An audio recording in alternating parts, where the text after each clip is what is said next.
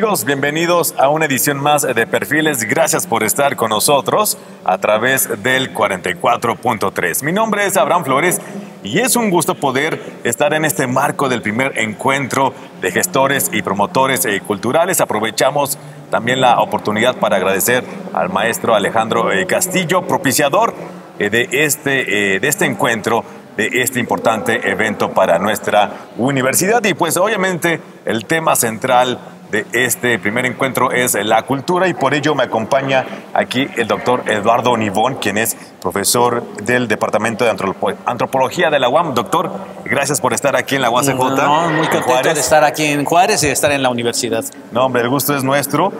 Usted ya expuso o compartió un tema muy importante. El tema es ¿qué esperamos los gestores de las instituciones de la cultura? Estamos bien. De entrada, doctor, me gustaría preguntarle en datos generales para nuestra audiencia, ¿a qué nos referimos con cultura? ¿Qué encierra la palabra cultura? Bueno, es un concepto que encierra muchas cosas. Ya un profesor académico, investigador británico que escribió hace mucho tiempo una especie de diccionario relacionado con conceptos de cultura, dice que en inglés el concepto de cultura es uno de los conceptos más difíciles de definir, en inglés y en español y en francés y en todas las lenguas. Pero básicamente podemos entenderlo. Si lo queremos trabajar en términos muy amplios, pues es todo lo que hace sentido para nosotros. Es esa capacidad que tenemos nosotros de producir símbolos y se van estructurando en sistemas, y estos sistemas son sistemas jerarquizados. Entonces la cultura funciona a partir de eso. Pero también la cultura en la modernidad se expresó en un campo muy específico relacionado con la creatividad de los seres humanos, sobre todo con eso que se ha denominado el arte. Y ya cuando estamos hablando de cultura en el campo en el que estamos aquí, en el campo de la gestión cultural, pues podríamos pensar que la cultura o la política cultural, ¿no?, sería algo relacionado con todo aquello que tiene que ver con la producción, la circulación y el consumo de los bienes culturales. Excelente. Y bueno, obviamente la intención de este encuentro es aprender a tener una mejor gestoría de esto que es la cultura. Y antes de entrar de lleno precisamente con este tema, ¿para qué nos sirve la cultura en nuestra región, en nuestra ciudad, en nuestro país? La discusión siempre ha sido una discusión asociada al para qué, y eso dicen que hace bastarda la cultura. Cuando se relaciona, cuando se dice que la cultura sirve para, es algo más o menos parecido a lo que sucede con la discusión con el arte, ¿no? Si cuando uno le adjudica al arte un objetivo, un para algo, el arte se hace, dicen, bastardo. Sin embargo, uno, tanto en cuestiones de arte como en cuestiones de cultura, puede encontrar una serie de objetivos menos innobles, ¿no?, que estos, y que son dos, yo creo, voy a priorizar dos. Uno tiene que ver, pues, con la realización de los seres humanos, ¿no?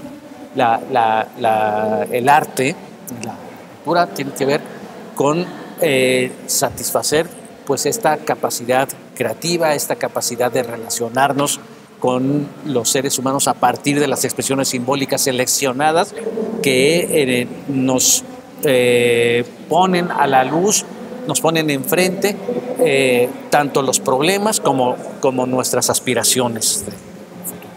El otro gran tema es que la cultura, sobre todo a partir del siglo XX, se ha convertido en un campo de actividad importantísimo en México y en el mundo, con un valor económico también muy notable, porque la cultura, una vez que entra en contacto con los medios, una vez que entra en contacto con otros ambientes, la cultura ha crecido, digamos, en su capacidad económica. La cultura se ha convertido en un sector de actividad económica y en un objetivo de desarrollo también económico. Si lo vemos en cierto nivel, son las artesanías que cubren en muchas comunidades un espacio productivo muy importante.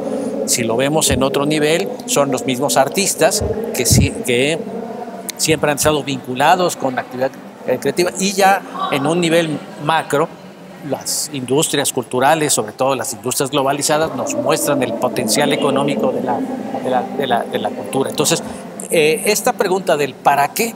Siempre se responde con ese temor. Para Cierto. nada, desde cierto punto de vista, pero desde otro punto de vista uno dice, porque es una condición de expresión, nos permite traducir los anhelos, las esperanzas y los fracasos de la humanidad a través de una serie de obras, y porque es ya un campo de actividad económico muy importante. Y en ese punto, pues puede entrar el gobierno o entra el gobierno y deben de entenderlo muy bien. Y le hago la pregunta entera, así como el nombre de su tema. ¿Qué se puede esperar del gobierno? ¿Qué se puede esperar precisamente de estas dependencias culturales en la promoción de la cultura? Sí, yo resumo, digamos, lo que proponía.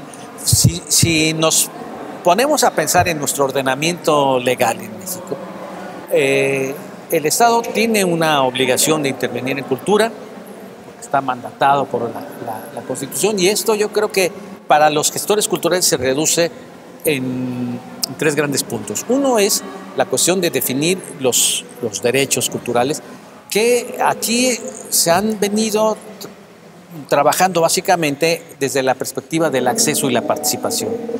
Pero desglosando los derechos culturales caben muchas más cosas. Este es uno de los debates que ha venido ocurriendo en México, y uno de ellos pues es el derecho al emprendimiento cultural. Yo creo que sí es un derecho de los mexicanos poder emprender un proyecto cultural del cual pueda vivir, ¿no? Exacto. Y creo que debe esperar del Estado su apoyo para poder hacerlo. Apoyo en la normatividad, apoyo en la no injerencia y apoyo relativo en el fomento. El otro gran terreno es claridad en las políticas, ¿no? Empezando por cómo se formulan las políticas. Hay una política de planeación que he definido en México como planeación democrática, que requiere obligatoriamente la participación, pero esto creo que no se ha saldado bien en México. O sea, no está bien resuelta la participación de la sociedad, a pesar de que está normada en la Constitución. Creo que en los 30 años que llevamos de planeación democrática no hemos encontrado todavía una solución adecuada a la participación, y tenemos que aspirar a que haya una participación adecuada. Y con esta última respuesta nos da tema para seguir platicando. Uno es precisamente los derechos culturales, esta concientización de los derechos culturales en nuestra sociedad, pero también otra pregunta que quiero hacerle, y se desprende de esto último que acaba de decir. Nuestra sociedad, ¿qué tan, voy a utilizar este término, qué tan culturizable es hoy en día? Bueno, todo está envuelto a lo de cultura, pero digamos, si nosotros nos ponemos a comparar sociedades, México tiene una marcha, un empuje en el desarrollo cultural muy notable, que es reconocido por cualquier visitante o por cualquier persona interesada en el mundo. Ahora, ese empuje ha sido hecho en función del patrimonio. Ese es el gran empuje que ha tenido México, y además creo que la mayoría de los mexicanos nos sentimos satisfechos. Algunos incluso lo mirarán con mucho orgullo, pero yo creo que es satisfactorio en términos generales lo que se ha hecho con el patrimonio. Ese es el gran empuje. Ahora, el patrimonio no es todo lo que no es toda la cultura, es un factor muy importante. El otro gran factor es la creatividad. Y en el empuje de la creatividad, desde luego, hay muchos éxitos, pero hay un horizonte inmenso por descubrir, por apoyar, por desarrollar. Más importante aún, porque hay un montón de chicos, de jóvenes que están estudiando artes, porque hay un montón de personas que no están estudiando arte, pero que están estudiando temas asociados al arte, que son todo esto que tiene que ver con la digitalización, con las nuevas tecnologías, con el video, con el sonido, con la radio, que son ingenieros que no son realmente creadores, pero que su trabajo es un trabajo estrechamente vinculado. Y hay también un público que cada día demanda más y mejor, es decir, demanda más bienes y de mejor calidad, ¿no? Entonces, todas estas cuestiones hacen que en México esté, incluso en las peores épocas, por ejemplo, que ha habido en México, con una escasa producción cinematográfica, las escuelas de video, de cine, estuvieron llenas, ¿no?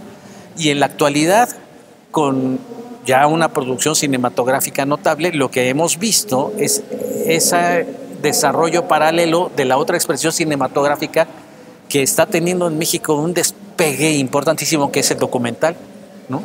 El documental se ha convertido ahora en una plataforma de hacer cine, no solamente en México, en América Latina, pero en México con una producción que ahora por fin ha alcanzado los niveles que tenía en otras épocas. Paralelamente tiene el otro proyecto que es de igual calidad nacional e internacional. Entonces, nosotros tenemos aquí un potencial muy notable. Creo que lo que hay que trabajar más son las condiciones de educación, las condiciones de consumo, las condiciones de distribución. Hay muchas cosas por delante que desarrollar. Bueno, finalmente, doctor, me gustaría que pues hiciera un llamado a nuestra audiencia, a nuestra sociedad, a que sea participativa, que atienda precisamente a estos eventos, a estas intenciones culturales que se están formando en cada punto de nuestro país.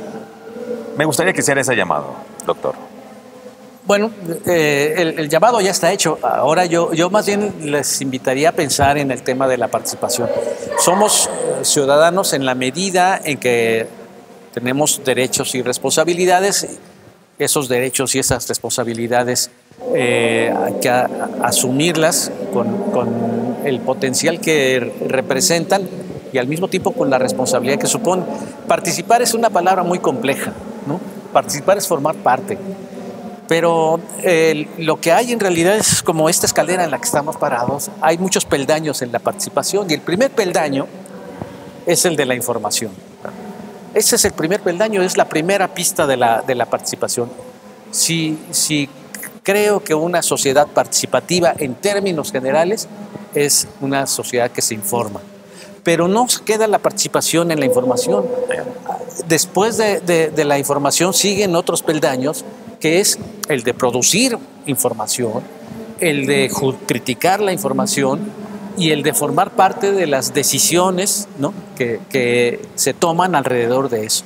Todos estos son peldaños incómodos y difíciles, y además la sociedad o las instituciones a veces no favorecen hacerlo. Corresponderá a los ciudadanos el exigir que ese primer peldaño de la información sea un peldaño sólido y bueno y firme, y el de ir ampliando, caminando por esta escalera hasta llegar al máximo. No todos los ciudadanos tienen que llegar a la cima, pero todos tienen que pisar el primer peldaño.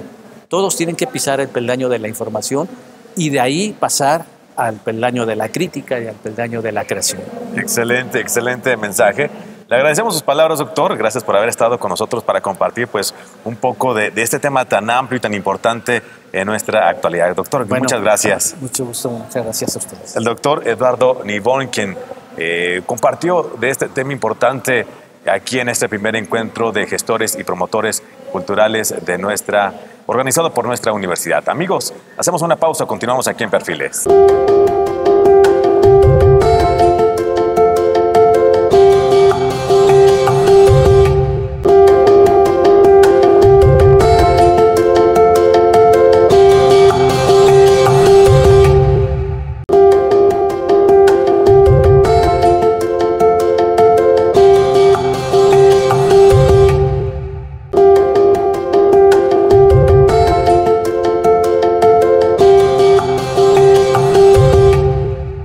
Amigos, gracias por continuar aquí en Perfiles a través de nuestro canal educativo 44.3 y continuamos precisamente en el marco de este primer encuentro de gestores y promotores culturales. Y ahora pues nos acompaña el maestro Gerardo Covarrubias, a quien le agradecemos que al contrario nos acompañe. Muchas maestro, gracias. Al contrario. Y usted vino a platicar acerca de elaboración de políticas culturales para tener un impacto social. Es correcto. ¿Por qué es importante, maestro, este punto de elaborar estas políticas para que generen este impacto? Bueno, mira, hay una coyuntura, ¿no?, nacional con la creación de la Ley General de Cultura y Derechos Culturales, pero que de alguna manera recoge una inquietud que ya tiene mucho tiempo, que es el papel de la cultura como un detonante de desarrollo a nivel social, ¿no? No solamente en términos de prevención social de riesgos, sino también de desarrollo de capacidades, básicamente de desarrollo pues de muchas habilidades que me parece que pueden dotar a una sociedad como la mexicana, ¿no?, que es particularmente rica en términos culturales y que es una área que ha sido desaprovechada, que no se le ha dado la importancia que merece. Y en ese sentido, de esta discusión que ya tiene muchas décadas, yo creo que la publicación de la Ley General de Cultura y Derechos Culturales pues recoge esta inquietud y sobre todo esta vocación que tiene por la participación, esta vocación que tiene por integrar a lo social. De alguna manera es muy importante volver a poner en el centro de la discusión el papel que tiene la participación en el diseño y la planeación de las políticas. Las políticas tienen que tener básicamente esta capacidad de poder integrar, ¿no?, las necesidades, los problemas propios de las comunidades, de las poblaciones, para efectivamente responder y generar bienestar. Y yo creo que el papel de la cultura es fundamental para poder detonar esos procesos. Yo creo que esa es la importancia que tienen, ¿no? Saber que estas políticas pueden detonar efectivamente bienestar a partir de herramientas como la cultura. Excelente. Ampliemos un poquito el concepto de impacto social. Claro. Cuando hablamos de impacto social nos referimos a los beneficios que mencionaba, claro, pero también existen muchos más. ¿Cuáles serían? Mira, yo creo que básicamente hay hay una discusión vieja al respecto, pero la cultura tiene al menos, ¿no?, dos puntos en los que genera un impacto social, que es detona crecimiento económico, pero también genera bienestar social, ¿no? Y en ese bienestar social podemos subdividirlo en diferentes áreas, en diferentes puntos. Por ejemplo, genera convivencia, recupera la confianza, genera de alguna manera una aproximación genera ciudadanía, en resumen. Y en ese sentido yo creo que es muy importante, ¿no?, que, insisto, pongamos en el centro de la agenda el tema de lo cultural para poder efectivamente darles, o por lo menos ponerlo en la agenda, ¿no?, para que las propias comunidades empiecen a trabajar en el tema de manera un poco más informada, ¿no?, y con metodologías de intervención, porque demandan mucho cuidado, ¿no? Trabajar con comunidades, trabajar con poblaciones demanda herramientas específicas, demanda ciertas capacitaciones que no todo el tiempo los gestores, sobre todo los que vienen de la práctica, las tienen. Yo creo que son estos espacios los privilegiados para poder de alguna manera dar esas sugerencias, ¿no?, estas herramientas que puedan de alguna manera detonar procesos que de largo alcance, ¿no?, que no se queden solamente en programas, en actividades, sino que generen efectivamente a la larga políticas. Ahora bien, qué bueno que lo mencionas, sí.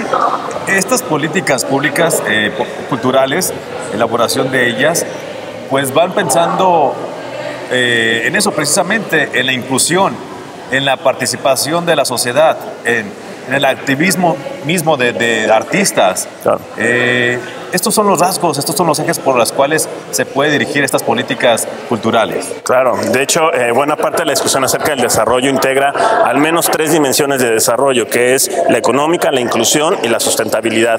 El cuarto pilar, que es uno de los temas de la Agenda 21, valga la redundancia, es el tema de la cultura. Entonces tenemos que integrar ese pilar de desarrollo a lo social para que no quede solamente esta visión de que lo económico es lo único que importa, porque lo económico, ¿no?, nos ha dejado de manera, en términos de desarrollo, resultados muy insuficientes y muy parciales que seguimos padeciendo. Necesitamos ver una dimensión integral del desarrollo para poder generar políticas que sean transversales, que sean participativas, que no se queden solamente en entender a la cultura como una actividad de ocio de fin de semana, sino que la integren como una herramienta de desarrollo social, pero también humano, ¿no?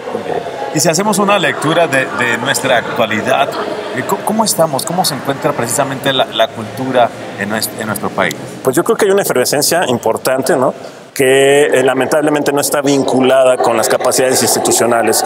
Este país, insisto, tiene una riqueza cultural enorme, ¿no? Su vocación pluricultural, sus tradiciones, el patrimonio, ¿no? Dan cuenta, si uno piensa, por ejemplo, en términos de reconocimiento de patrimonio por la UNESCO, México es uno de los países que tiene mayor reconocimiento de patrimonio cultural y, bueno, en fin, hay muchísimos datos que nos pueden dar fe de estas afirmaciones, pero lo importante es eso, cómo integrar, digamos, esta riqueza bajo un liderazgo, una gobernanza estratégica que detone efectivamente ese impulso que nos permita. Dato, por ejemplo, Ernesto Piedras dice que la cultura es la quinta industria, la cuarta, en términos de Producto Interno Bruto, incluyendo el entretenimiento. Es después del petróleo, las maquilas, ¿no? Las remesas y el turismo, ¿no? Que el turismo está muy emparentado con el tema cultural.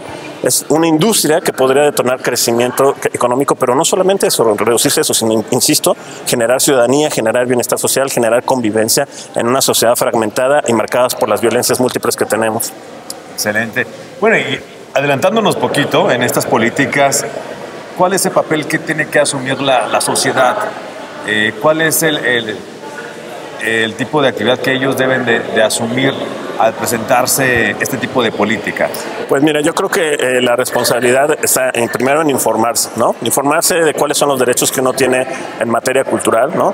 Informarse cuáles son las instancias a las que uno puede acudir, ¿no? Cuáles son nuestros derechos, pero sobre todo cuáles son nuestras obligaciones. Estamos en una sociedad que reconoce solamente derechos y habla poco de las obligaciones. Y una de las obligaciones para ser ciudadano y ejercer efectivamente esta ciudadanía es reconocer cuál es el marco legislativo que de alguna manera nos regula, ¿no? Y digo de alguna manera porque parece que no está claro y hay mucho por hacer en ese sentido, y dar el tránsito a una incidencia que permita efectivamente a ciudadanos informados, capaces, enterados, que puedan de alguna manera detonar y apropiarse del Estado. Hay una discusión larga respecto a la posibilidad de ciudadanizar al Estado, ¿no? Que implica, o que de alguna manera en la alternancia política fue una de las, digamos, grandes expectativas, ¿no?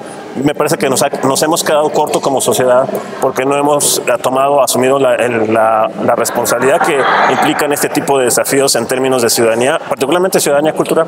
Y sobre todo porque vamos formando nuevas generaciones más cultas, más participativas. Claro, ahí también está el tema de lo digital, ¿no? Porque en el tema de lo digital, digamos, este acceso a la información, este mundo, realmente es un desafío para poder filtrar, para poder aprovechar toda esta información. Y en el tema de los nativos digitales, en el tema de las nuevas generaciones, me parece fundamental que el Estado participe y que el Estado tenga también esta posibilidad de formar cuadros que a su vez generen efectivamente esta capacidad local, es decir, pensar globalmente pero atender problemas locales. Excelente. Maestro, pues le queremos agradecer que haya estado con nosotros compartiéndonos de este tema. Y bueno, para terminar rápidamente, este llamado o este tipo de invitación o consejo para los gestores culturales de nuestra región, ¿cuál sería de su parte? Insisto, la primera es apropiarnos de las instituciones que nos ha costado mucho trabajo construir como sociedad, es decir, el Estado, las instituciones culturales, para poder de alguna manera saber qué derechos y obligaciones tenemos y podernos acercarnos a ellos. Yo creo que ese es el primero. Y el segundo es eso, básicamente capacitarse, estar atentos a los cambios, porque la cultura es un proceso dinámico, no es algo estancado, no es algo que está fijo. Y en ese sentido, todo el tiempo, ¿no? Me parece que la cultura nos demanda múltiples habilidades, múltiples, digamos, capacidades para poder efectivamente detonar procesos a partir de ahí.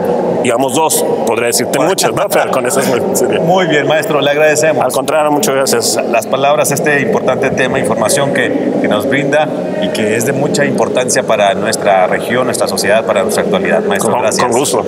El maestro Gerardo Covarrubias, aquí en este primer encuentro de gestores y promotores culturales. Amigos, hemos llegado al final de una edición más de Perfiles.